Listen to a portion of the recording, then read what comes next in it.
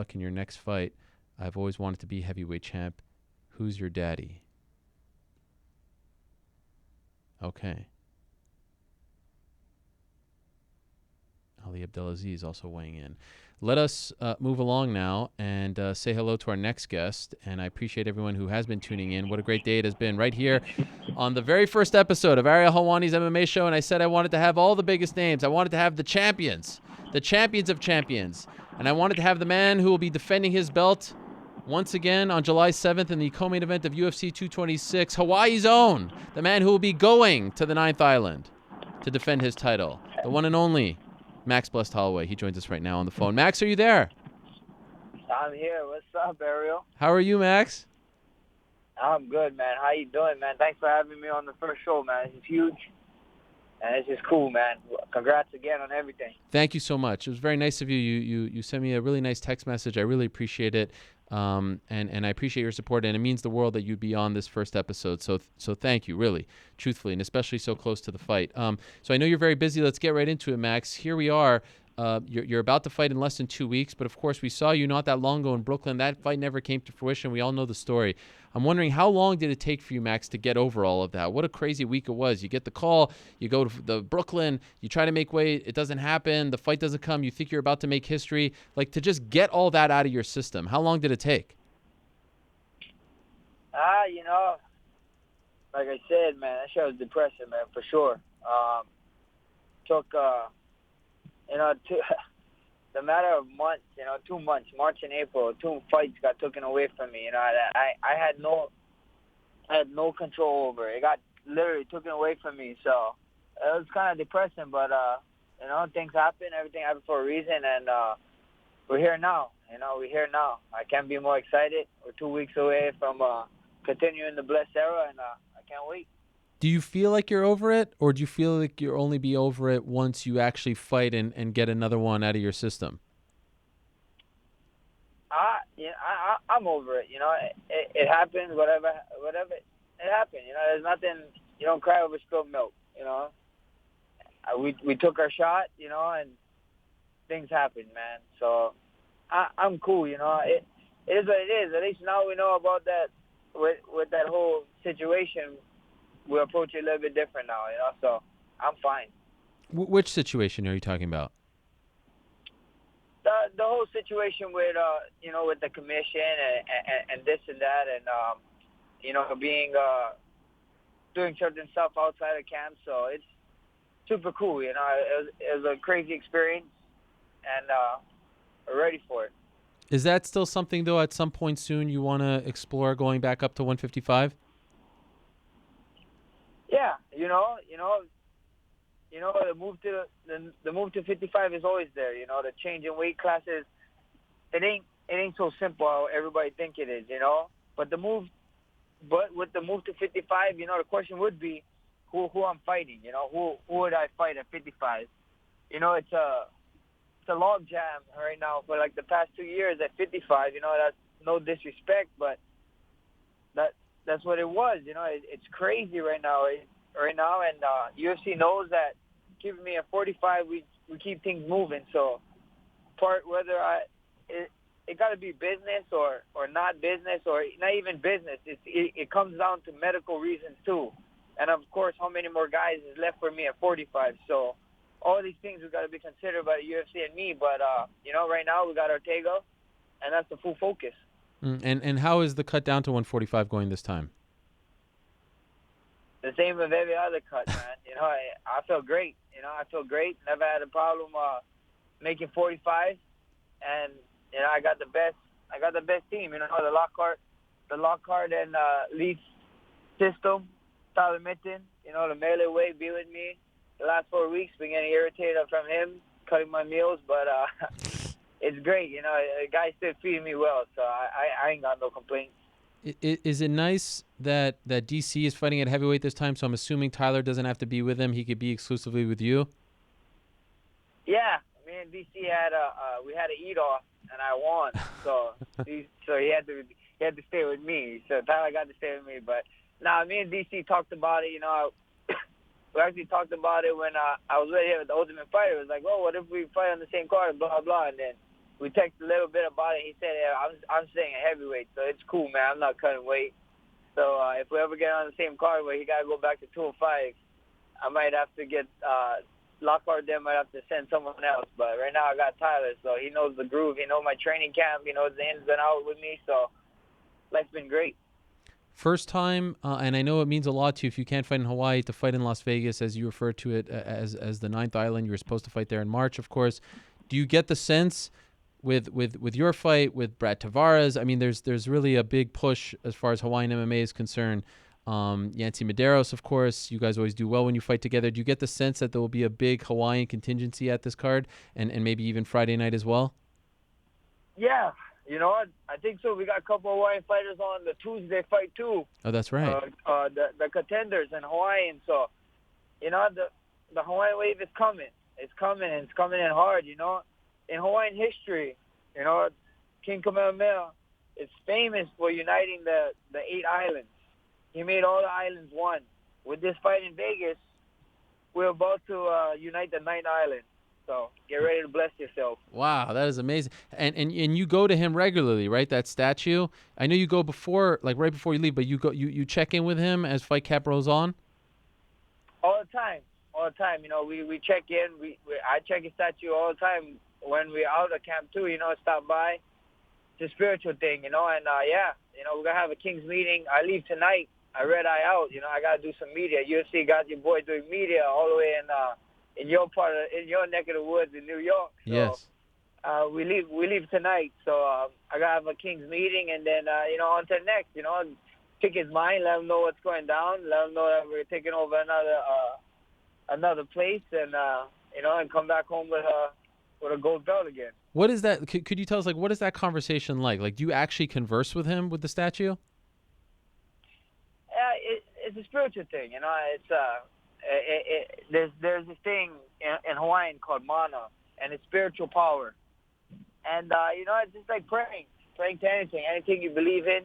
You know, whatever God, whoever God you believe in, you pray to.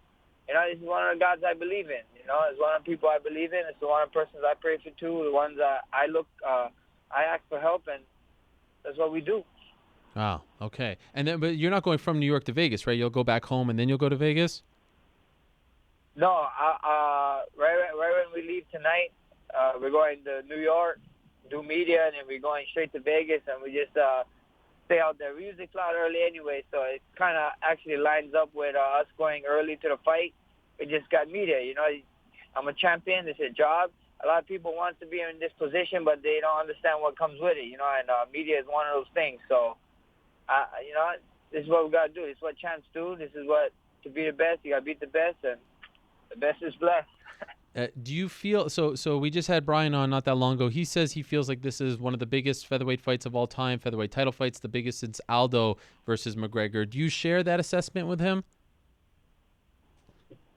Yeah, for sure. You know, it's crazy, you know, when you look at it, when you look at this fight, it's amazing and it's huge because it's like a fight in almost 10 years that doesn't have the name, a title fight at this weight class that doesn't have the name Jose Aldo, Frankie Edgar, or even a Mendez, or even a McGregor, you know. So I think this fight is huge for the division.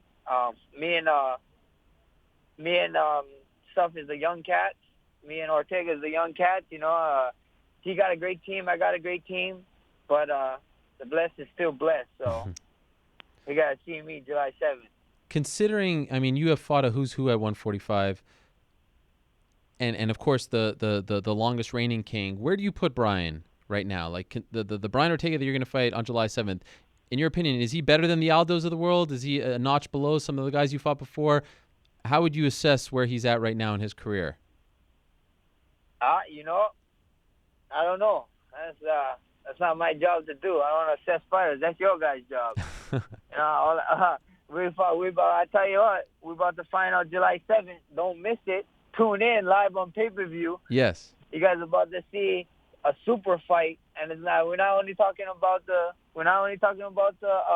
main event here. A super fight is a cool main event too. So this is a super card period. It's going to be amazing, and this is something that you guys not going to want to miss. But could I ask, like, are you impressed with him? Like when you watch him fight, do you say, okay, this kid, he's got something that impresses me, or not at all? Oh yeah, for sure. I'm impressed. Anybody that gets to put them in a position to fight for a title, I would be impressed with. Anybody to make that walk to the octagon, I'm impressed with. So to get him making that walk all the way to him being in title contention, that's impressive stuff, man. This is the best of the best. UFC is the best of the best, and we get to find out. We get to find out July 7th what he's all about. How is the ankle feeling? Is it 100% now?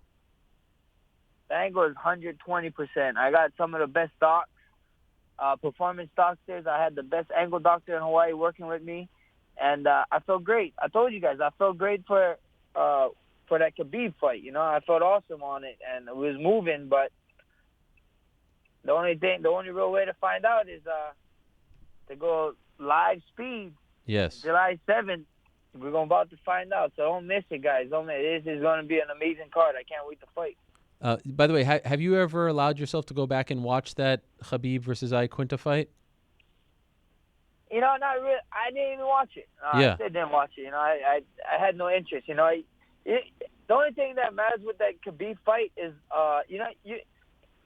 you remember Dana? Dana was saying, Dana White was saying that me and the Khabib fight was the biggest pay-per-view. Like, it was trending to be the biggest pay-per-view since 205, UFC 205. So that's like 1 million plus. So, people, all the UFC people, a lot of fans want to see that fight. For sure it'll be big. So there's a demand for that fight. So, maybe down the line I think it happens. But like I said, right now with the 55 log jam up there, and what's next and what's next for me at 45, we see, But first things first, I got a horchata cupcake on the menu that I want to taste, and I'm excited for it. I understand Frankie Edgar will be there. Do you feel like it's inevitable, if you win this fight, that you will have to fight him? Hey, that's one of the guys on it. You guys, I never shied. The talks with me and UFC is simple. It is so simple. We talk to the UFC. This is how it goes down, Ariel. Okay. I tell the UFC, find the baddest man that you guys can put in front of me, and I'll take him. So if the baddest man is Frankie, he's next. If the baddest man they think is Khabib, he's next. If the baddest man they think is Edgar or whoever, they're next. Like I said, Edgar is one of those guys that I always wanted to fight. I always wanted to fight him. We watched him. That was one of the other guys I was watching grow up, So I can't wait. If he's next, he's next. If not, so be it. I think our paths crossed, and they was once crossed. I think so they crossed again. So if it's him, it's him. If not, it's cool, The best is blessed, so I ain't stressing. Actually, I think you can make the case that your paths have crossed twice now, but you just never actually met. Like it was the first fight in December and then the one in March. So maybe third time's a charm. Maybe third time's a charm. Hopefully, it's we see what happens. I can't wait. If he's the one, he's the one. That's one of the matches for sure that excites me. There's a lot of history with that man with Hawaiians. So to get one back for the Hawaiians, I told you guys how much that would mean. So it'd be fun. Could I ask you a very serious question here, Max, before I let you go? How is your son so cool? And I'm not saying that to pander to you. I'm not saying that to kiss your butt. I see him on your Instagram, like the way he dances, the way he raps, the way he does the dab. How is he so cool? I don't understand that. Man, I don't know, man. Yeah. Kind of sounds like you're saying that I'm not cool. No, but he's much cooler, Ariel. So I might have to fight you for that. But all jokes aside, there's this thing called YouTube. These kids watch too damn YouTube, and they get too ahead of their time, man. The kid's growing up fast, and it's amazing to watch him blossom. I got him. He's actually taking dancing classes now because he wanted to dance. He's doing like this ninja training stuff. Does some jiu-jitsu. So he's a man of all trades, man. He loves singing. Every time a good song comes on, he's just I don't know, man. I got a lot of help, with his a lot of help growing up, and with him, he got a lot of great people around him. Is what I'm trying to say. So I think he'd be fine. He's a cool little dude. He got his own little personality, and we got something special for after the July 7th fight. So make sure you guys tune in. Can you give us a hint? Maybe Bless is gonna be a star that night again. What? He got famous for that. He got famous for dabbing. He'll be famous for something else come July 7th. That night? Like something's going on that night with him? We about to see. He got something cool. He's been telling me he wanted to do something. So if he gets to get in the cage, he's gonna probably do it. So he's a wild young man. Does he come up with these ideas on his own, or do you work with him? He comes up with ideas. He tells me. He has conversations with me like he's his boss or something. So that's great, man. I'm excited. You know, that kid's he always brings a smile to my face. And how old is he, for the record? 6. Unbelievable. 6 years old. I don't think it's possible for a 6. It's crazy. No joke. I go to your Instagram, like your stories, and then I go and I rewatch them because I'm like, how is it possible that he has this much style, that he's this smooth? It's crazy at 6 years old.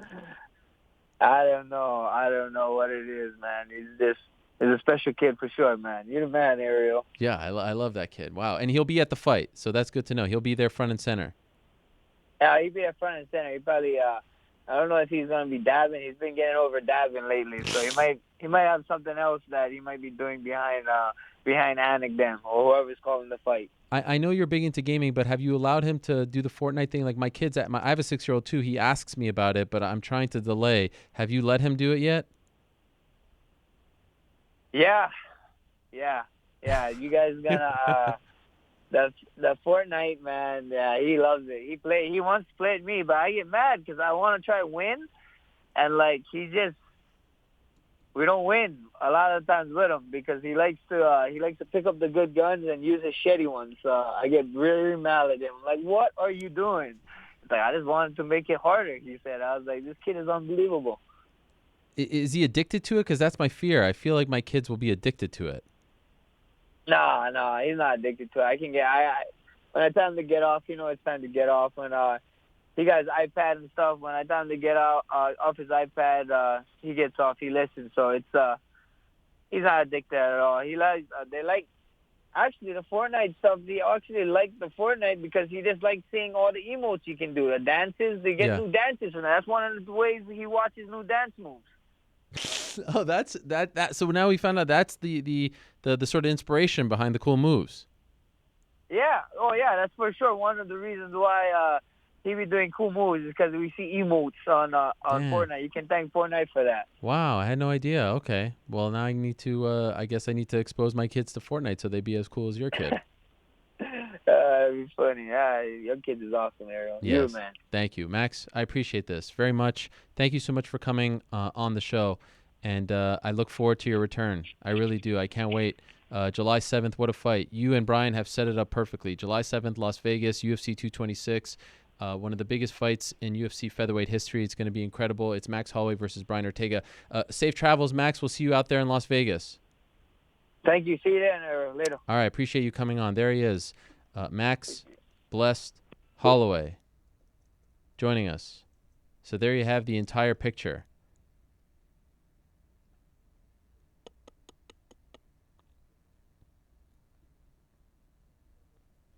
There you have the entire picture as far as UFC 226 is concerned, or at least the top 2 fights. Just spoke to all 4 fighters. Stipe DC, Max Holloway, Brian Ortega. Max is so he's like cool, as the late great Stuart Scott once said, for this very company, cool as the other side of the pillow. Is there a cooler man than Max? And maybe a close second is his son. If you have never seen his son, I don't know if anyone has ever done a compilation of his son doing all the cool things that he does.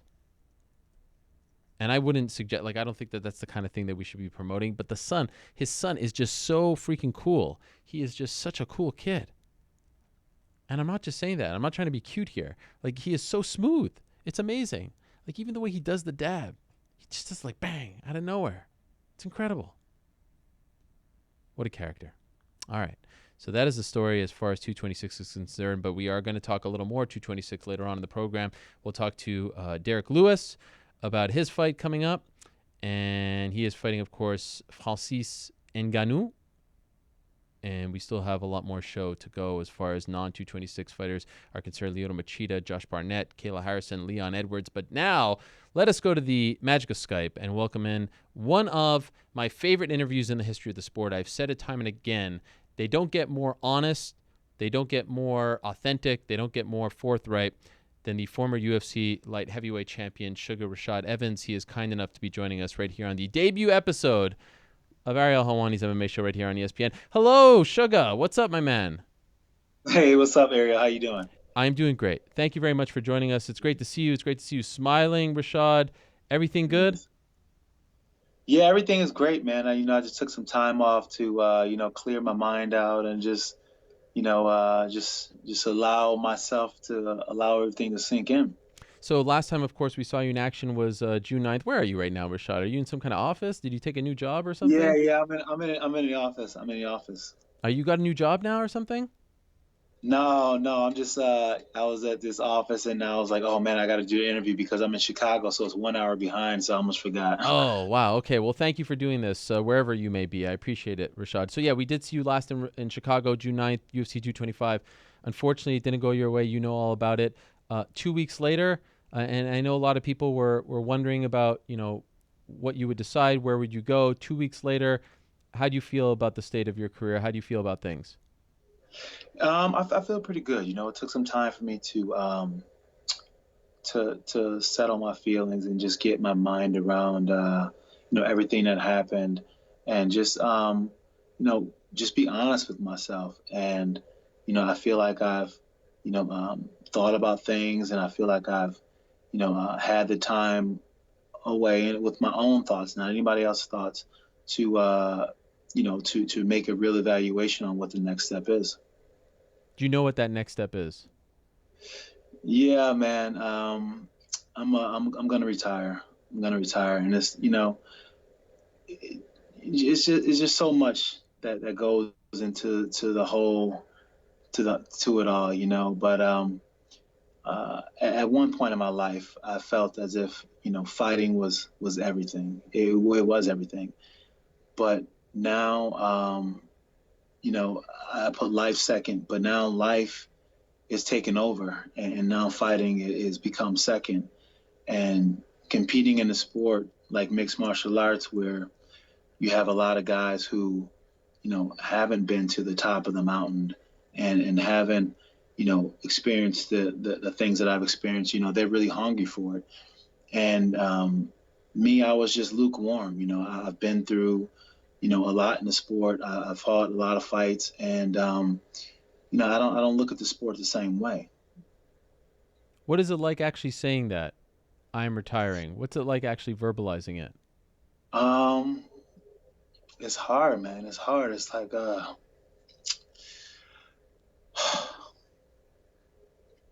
don't. I don't want to go out, as losing or nothing like that. I don't want that. But at the same time,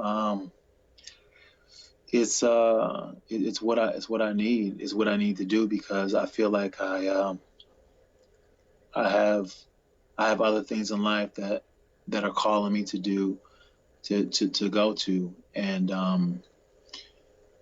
I thought how hard it would be for me to really say these words and to say it out loud and really make a statement about it. But I needed to. This is part of me. This is part of me healing, and it's part of me just accepting the what is, and I can't fool myself any longer about it.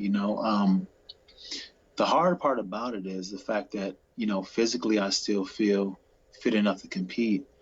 I did just get knocked out in 56 seconds though, but besides that, I still feel physically able to compete. I still feel there's a part of me that desires to have that competition, but at the same time,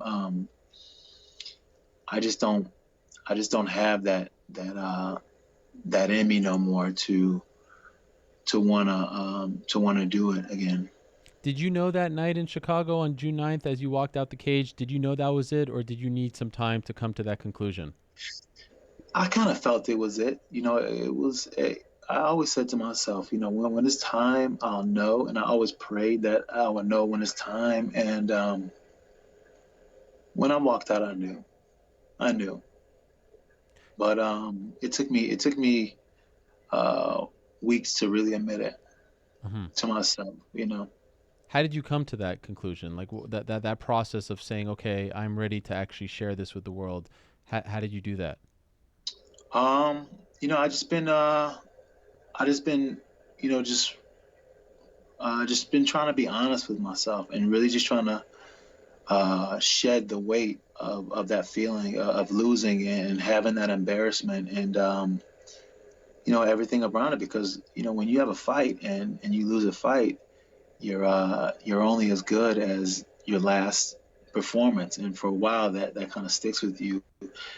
So you have to wear that for a while. So I struggle with how I'm going to wear that and then tell the world that I'm going to, retire without feeling like I was a loser. But then I kept thinking about it, and I was like, you know what?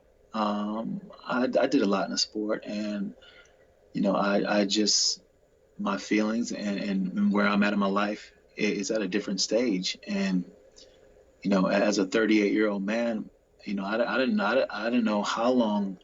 I didn't expect to be in the sport this long, and I didn't know if I had a few more years, whatever the case may be. But when you get to the end, it's kind of hard to squeeze that last little bit of toothpaste out the tube and make it a good squeeze, just because the will and realizing what is after and knowing that you have to focus on what's after becomes the pinnacle focus. You told me before the fight that it was special for you to fight in Chicago, that your kids live in Chicago. What was it like having them there after the fact? I know it didn't go your way, but did it help to see them there? Did it add more pressure to you? What was it like after the fact?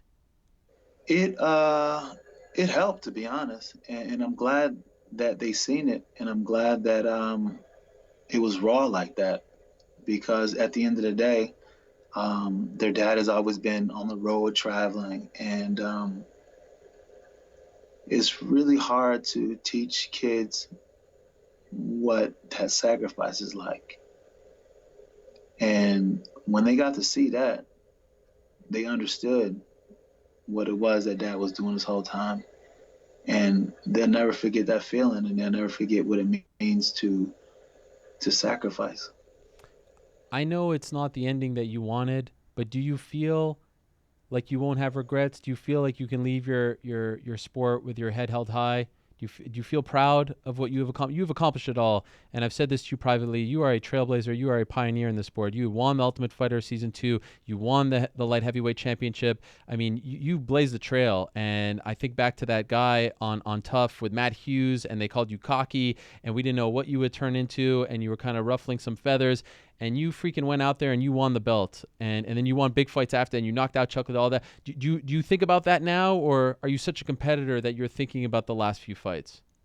A little bit of both, Ariel. I'm gonna be honest. I recently started to look in the rear view and appreciate the things that I've accomplished in the past, but that was something that I didn't allow myself to do while I was actively in the sport, just because I didn't want to rest on what are the things that I've already accomplished. But also at the same time, I am feeling a bit upset about. I can't even say upset, just a little bit unsettled, I guess, about the way my career ended. But I think it had to end this way.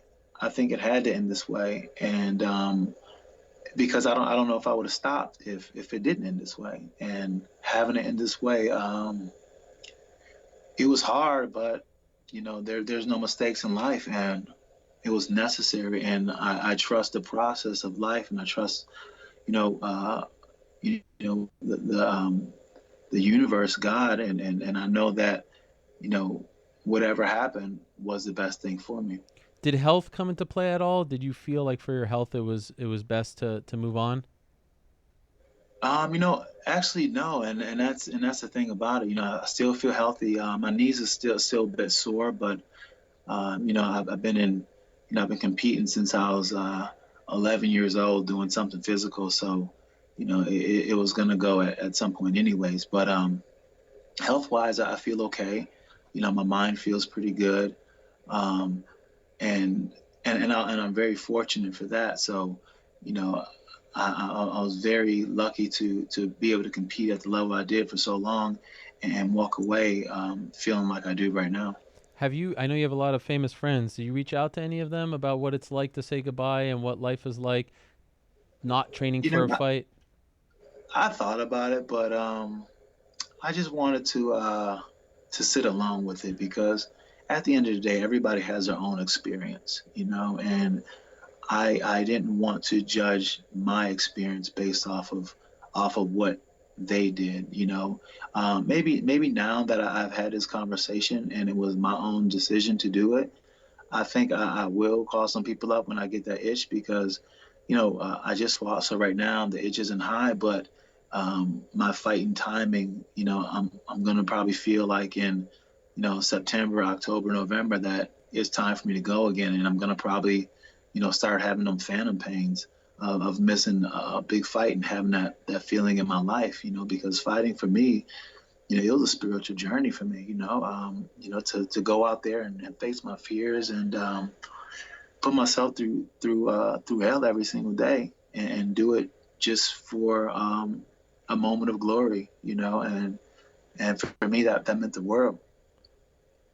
You know how retirements go in combat sports. A lot of people come back. Can you say with certainty? Oh, we may have lost him. Maybe you got a phone. Oh, there you go. I'm sorry. No problem. Yeah, what's up? Yeah. Can you say with certainty, Rashad, that this is the end? That you won't fight again? Do you believe that you will never fight again?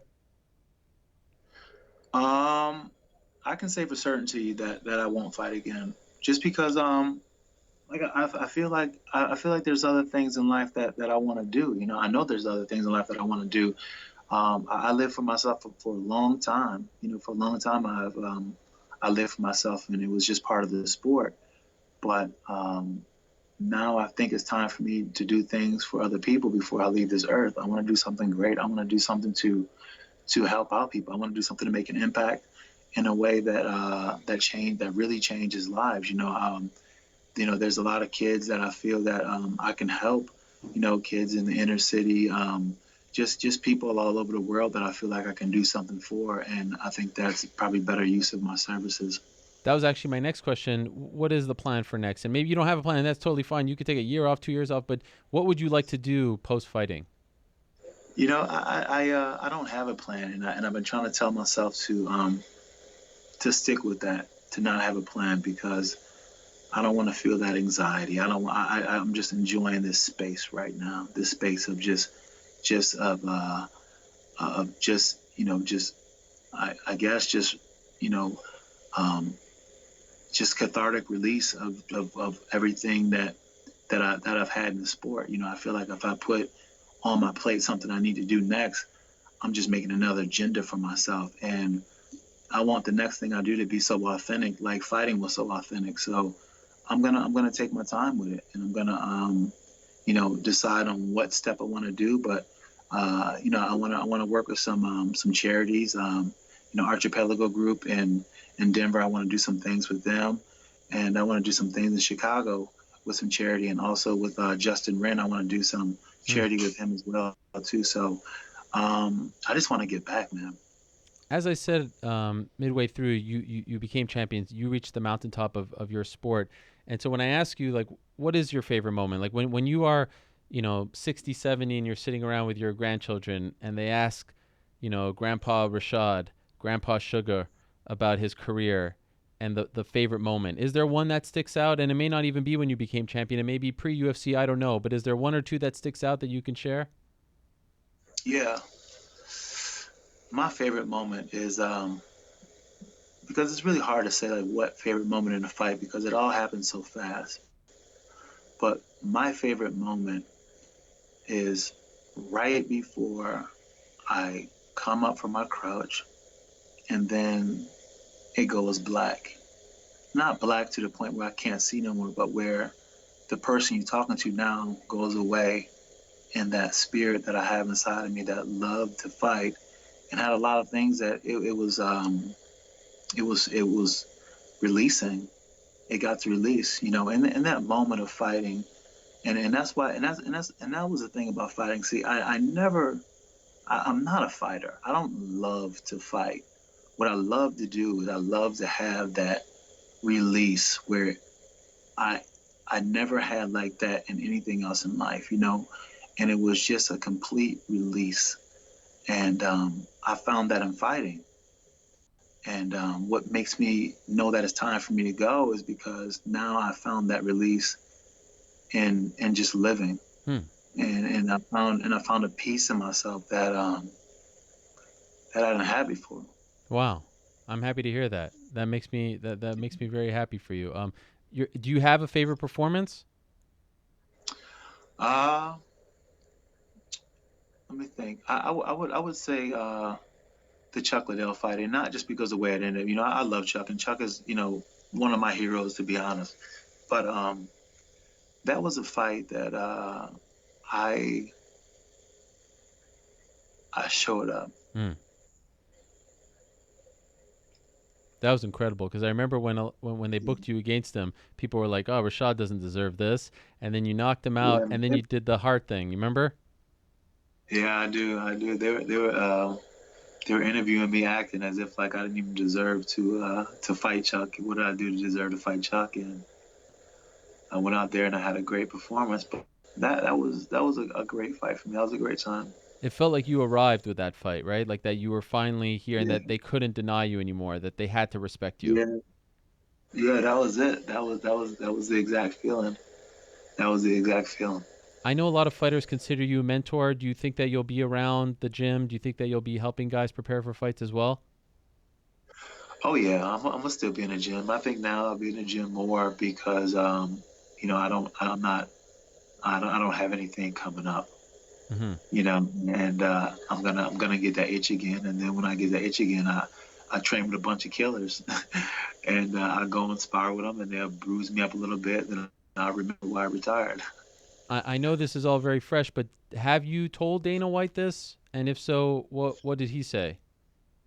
Um, Dana was really cool. After my fight, him and I, he called me into the back, and hold on, and we shared an embrace, and then he was like, "How you feeling?" And I was like, "I don't know, man. I feel like I'm done." And Dana's always been he's been cool, man. He was good about it, and he was very supportive, and I'm very thankful for that, very thankful. You have had a lot of support over the years, especially as of late. Is there anything that you want to say to those people who have had your back since the Ultimate Fighter, since before the Ultimate Fighter, since Michigan State, whenever? Is there anything you want to say to those people? Yes, I just like to thank everybody from the bottom of my heart. I was just a kid who had a lot of a lot of things to work off his chest, and I found a sport that saved my life, and I'm just very thankful that the people who got inspired by things that I did, and I was able to face my fears, and it gave them courage to face whatever they were going through, and gave them motivation to do whatever they're doing. Um, I want to thank them for that because uh, I'm nothing without them, and I'll continue to do what I can to be authentic to myself first, but I want to be a leader, and show people you know how things should be done in life on a way of just caring for people. I feel like in this world today, it is absolutely disgusting what's going on as far as how people treat each other. And I was, I can't say that I was always a good person. I've done my fair share to hurt people, but now I want to heal. I want to heal myself, and I want to heal, help other people heal. I remember one thing that I remember vividly with you, and I'm happy you said the word authentic, because you've always been such a straight shooter and so real with the media, through the good and the bad. I remember interviewing you cage side after John Jones became the light heavyweight champion. And I don't even know if you remember this because it wasn't the most memorable time in your career, but you told me right then, I'm done. I'm done with Jackson's. I'm out of here. And I was like, wow, I can't believe you actually said that right then and there. But that's just you. That's just the way you've always been. And I know that was such a traumatic thing, leaving a team. You've been a part of that team. They were your mentors, your coaches. They'd been by your side. Do you feel like your heart is healed from that as well? Like, do you feel like now that's part of the healing that you're talking about?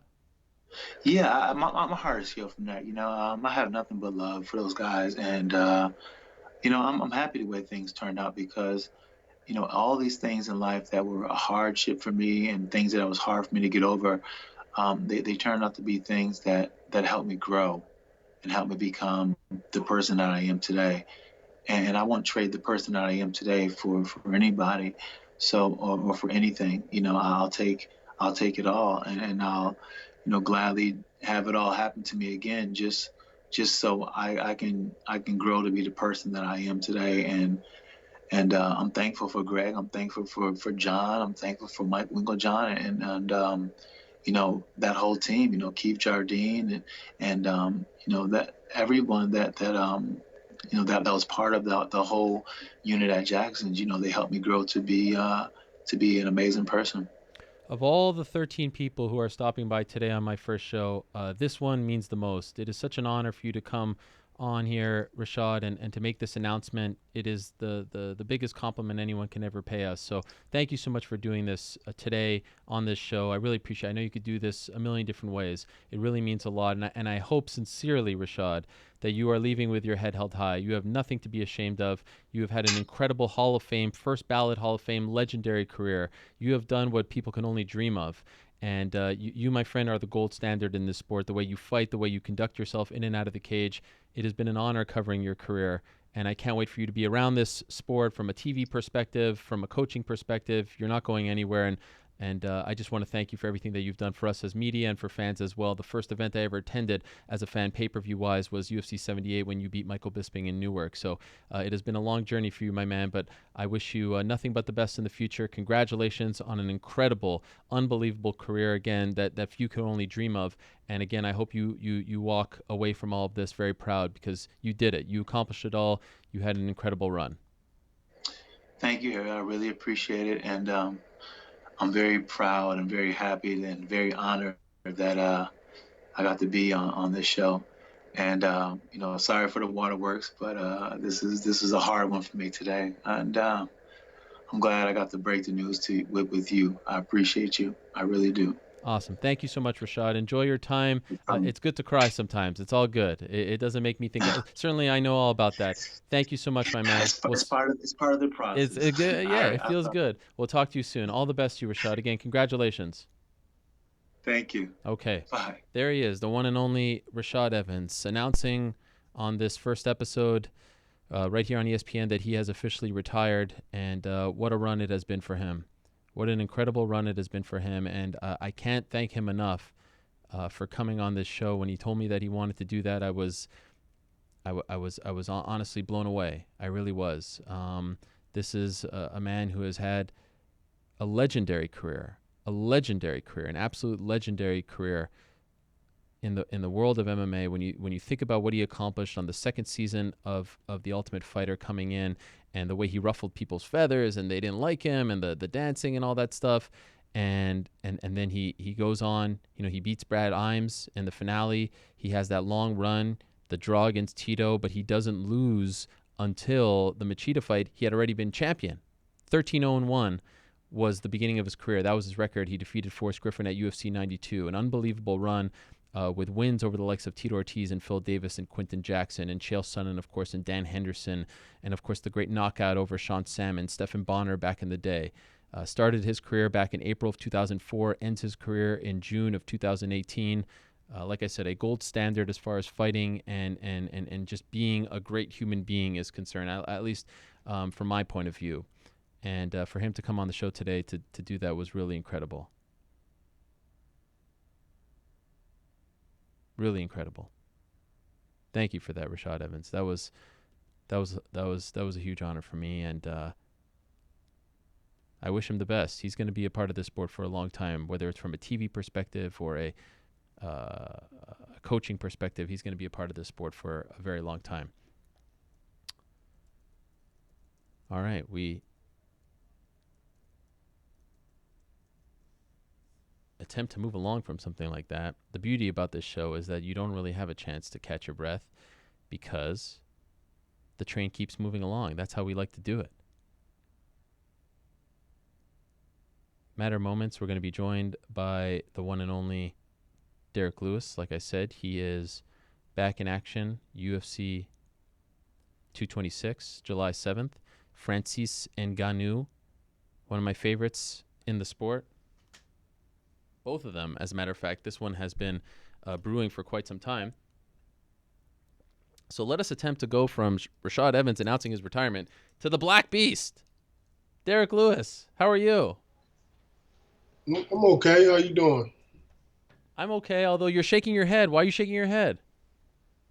I can't see you. I see that you're downgraded since you got on ESPN. Can't see nothing now. Derrick, Rome was not built in a day. We have an incredible team working in the back. I have thrown an 800-pound gorilla on them on day one over here, so I can see you just fine. The connection is better than ever. Yeah, but I heard you still got a pay cut, though, but yeah, it's cool. We can still talk. No, that's not true, actually. I'm doing well. Are you happy? Are you happy for me? Yeah, I'm happy for you. Thank you. Well, we did it, Derrick. What do you think? Yeah, I know. Good job, man. All your hard work paid off. All that brown nose you was doing paid off. Yes. Well, thank you. How about that? Rashad Evans retiring on this show. What do you think? Any great Rashad memories, or were you a fan of his back in the day?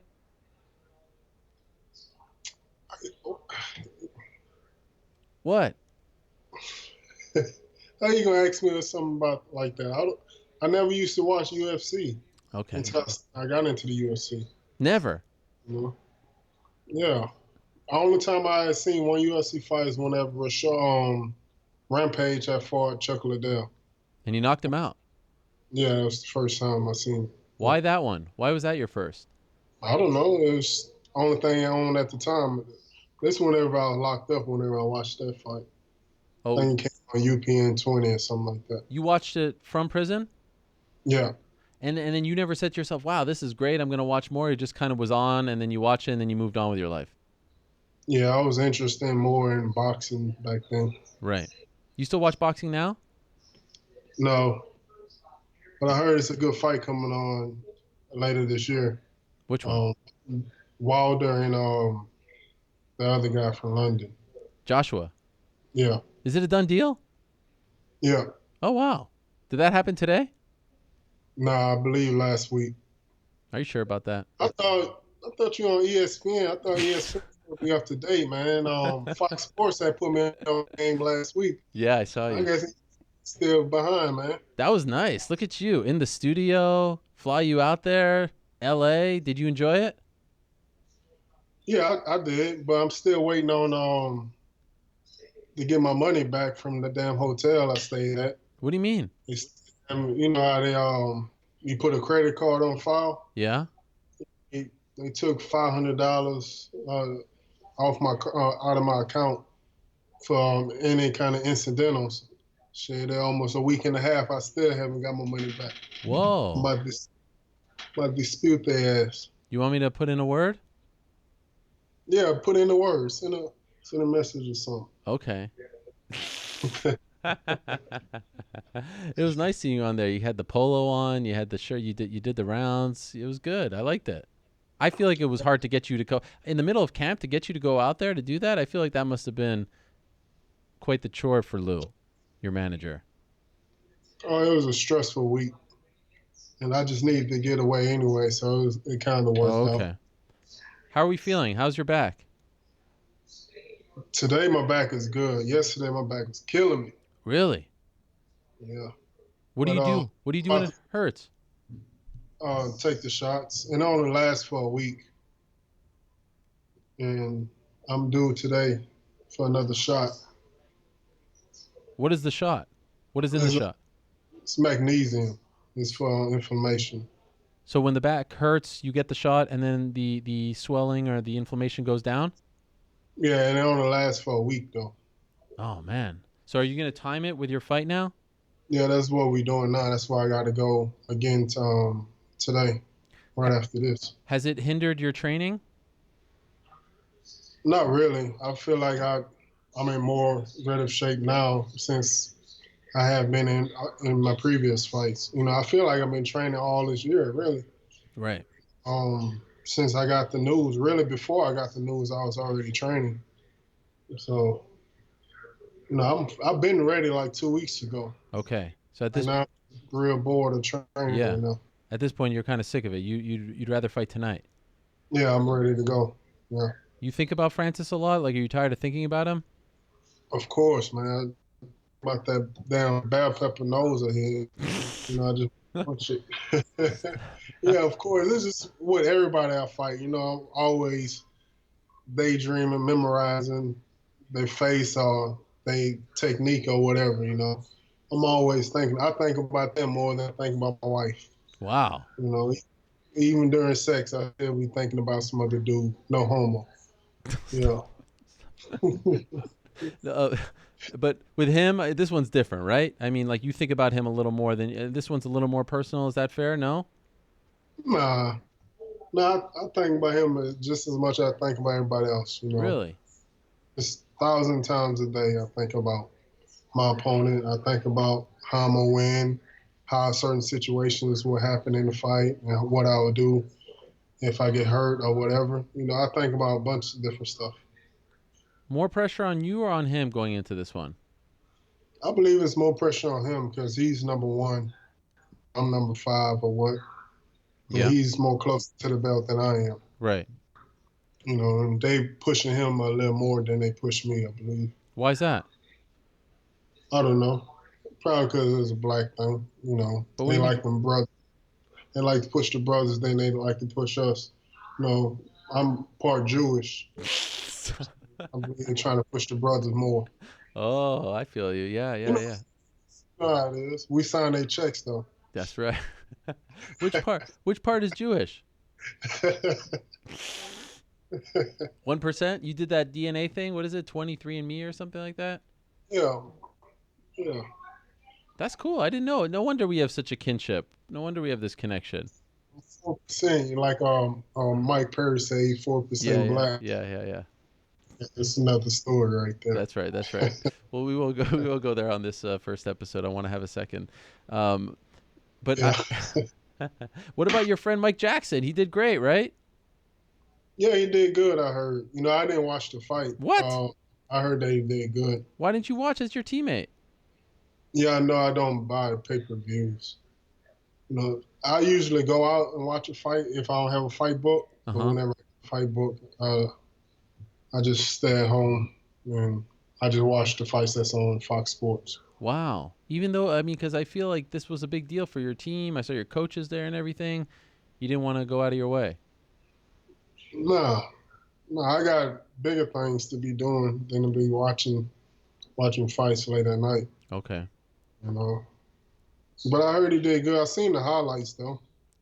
They really put you on the spot there when you were on that show UFC Tonight because it was right after the Greg Hardy thing, right? And so you said what you said about him and it turned into a whole thing back and forth. Meanwhile, you share the same management. I didn't even know that. I didn't know that at all. Oh, okay. Wait, you didn't know that till right now? Huh? You didn't know that till right now? Yeah, I didn't know that. What? They ain't say nothing about that. They ain't tell me nothing. No, I didn't know that. Well, what do you think? I think I need a new management. No, those guys are great. They love you. I know they cool. They cool. But I didn't know Greg Hardy was part of the team. Wow. Does that make you? Are you honestly uncomfortable with that? I don't know how I feel about that. Really. You really don't like the guy. I don't really know the guy, but I just didn't like what he did. Sure. You bring this up a lot, like with Travis Brown. You brought it up. Is it because of something that you experienced? Yeah, like I said before, it's just a bad childhood experience, dealing with something like that every single day. I couldn't even go play outside because I wanted to be there to break my parents up if they do wind up fighting. And 9 out of 10, they end up fighting. And I tried my hardest to try to break them up, and I couldn't because I was just so small and weak, and that ruined my real childhood for years. Just about every day, even on holidays, it really was no break. Hmm. So I'm always have something towards stuff like that. It's personal. Yeah, it's always personal when it's coming to something like that. Are you Because I couldn't really enjoy my childhood at all. right? Are you surprised at 1-0 they signed him?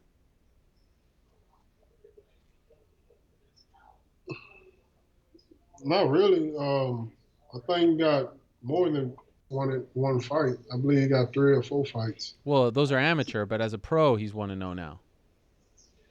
Oh, they've been doing all kind of crazy stuff lately. Ain't no surprise. Right. They gave CM Punk a contract on his first pro fight, so it's no surprise. But your boy was able to capitalize on that. Yeah, that's good. And I heard they still getting a lot of hate from it. It comes with it. It comes with it. If he was on a lower promotion, it wouldn't even be hearing. He wouldn't be getting as much hate as he get now. Right. You got to deal with all that. That's just the way people are. You give him advice But or no? They would never get in there. Oh, he knows. He's a reporter as well himself. Right. He know how the fans are. This is a big opportunity. July 7th card, the International Fight Week card with the heavyweight title at the top. Do you feel like if you do something like there's no real clear cut, there's Blades out there, there's Volkov out there, but I feel like if you do something spectacular against Ngannou, you're right there. The timing, right? Yeah, I believe I have to finish him. I got to finish him, and I believe I can, and I believe I will. If I win by decision, some freak accident will happen and I win by decision, then I believe I shouldn't fight for the title. I should be fighting for Blaze or Volkov or somebody like that. Mm-hmm. Do you feel like if you get him into the second or third round, then this is yours? The longer the fight lasts, it's my fight. Right. Of course, the first round is really a toss-up. But then after the first round is more and more in my favor. But then it's a weird thing, right? Because you say that you don't get a title shot, or you don't think you'll deserve a title shot if you go the distance. So you feel like you're going to be rushing it early? No, it's really all depends on my performance. Mm-hmm. If I get a finish in the late third round, and if I was getting my ass whooped or looking bad the whole fight or something like that, then I don't believe I should get a title shot. It got to be almost a dominating performance and pretty much a really good fight for me to get a title shot, and more entertaining fight, put it that way, than a boring fight. And if it's a boring fight, I believe I shouldn't get a title shot, and he shouldn't get one either. We should get one on a good note. It's one thing to fight a guy like that. It's one thing to fight in a cage for a living, all that stuff. But you have to deal with the back stuff all the time flaring up on you. Is this like are you more nervous about that than the fight itself? Like the Verdum fight when it just kind of crept up on you all of a sudden? Does this kind of stay in your mind and you won't feel comfortable until you're actually in the cage? Yes. Every day I think about it. I think about, okay, what if this is fight day, and how can I manage through this pain, or what I have to do. But like I said, whenever I take the shot is good. The shot lasts for like a week. And after that, man, the worst pain ever. I could barely move. I feel like an old ass man. Wow. Yeah. Are you allowed to take the shot at any point? Like, could you take the shot Friday morning if you want, or is there a point where you can't per the commission, per USADA? No, I could take the shot. I took the shot last fight. It was no problem. I took it the Tuesday. I fought Tuesday, and I fought that Saturday, and everything was good. I passed all the drug tests and everything. Okay. Are you worried right now about it? I let them know as well too what it is. They say it was fine for me to take. Are you worried? Worry about what? The back flaring up at the wrong time? Nah, like I said, I've been taking the magnesium and everything been good. Okay. Are you training more than 30 minutes a day? Yeah, I'm training more. 31 minutes and 20 seconds. All right. 20 seconds, yeah. Okay, so we're good. Perform, yeah. See how I perform now. You got this. Man, it'll do a lot of difference. And, so and who knows? You go the distance, maybe they give you Brock first. Wouldn't that be fun? Yeah, it would be fun. You know, fighting Brock, man, that would be crazy. That would be crazy. I'd probably be smiling the whole damn time across the cage from that guy. Why? Because just watching him for years on TV, yeah. You know, and finally get to fight him in person, you know, that'd be funny as hell. It'd be a cool feeling, though. Yeah, and think about It's just how it was whenever I fought Big Country. That was a cool feeling for me. And then think about the bank account, too, if you fight Brock. It's usually better. Yeah, it'd be real good. Everybody trying to fight Brock right now, I'm sure. That's right. Maybe even John Jones when he goes to heavyweight. Yeah, we'll see. You know, the thing about John Jones, you never know. You know. But the guy is probably the number one pound fighter of all time, though, John Jones. Right. Yep, that's a hot debate. By the way, I'm sorry about the Rockets, how things ended up. Oh, it's all good. You know, but hopefully we keep Chris Paul. Yeah. I don't want James, so I don't want LeBron James. Stop it. Yes, I prefer to keep the guy. No, I don't. I don't want LeBron James. Come on. What do you mean you don't want LeBron James? I don't want him. I don't think the chemistry will be good with LeBron on the team. All right. Well, you heard it here first. He usually has a good say on these things. Dwight Howard has been traded 4 times since Derrick Lewis called him soft famously a couple of years ago. Derrick, I appreciate this very much. Thanks for doing the show. What's that? Thanks for having me. What was that last thing you said? Kobe Bryant had followed up on what I said. Yeah, I don't know if you heard me. Yeah. I did hear that. You said it first. We heard it there first. Yeah. Derrick, all the best. Look forward to this one, and hopefully the back is all good, and we'll get to see the fight that we've been talking about now for what feels like almost 2 years. I can't wait. Yeah, and next time have a video camera, man. You like them other guys that I'll be talking to, some brothers out there in Dallas. No, they don't have no camera. Okay. You know, just only one camera. Well, you don't even have one camera. I can't even see you on the other side of the screen. So I don't know if you got clothes on or not. You know, but it's all good. We'll work on that. Just do better. Okay. Talk. Yeah. All right. Thank you, Derrick. Thanks for having me. All right. There he is, Derrick Lewis.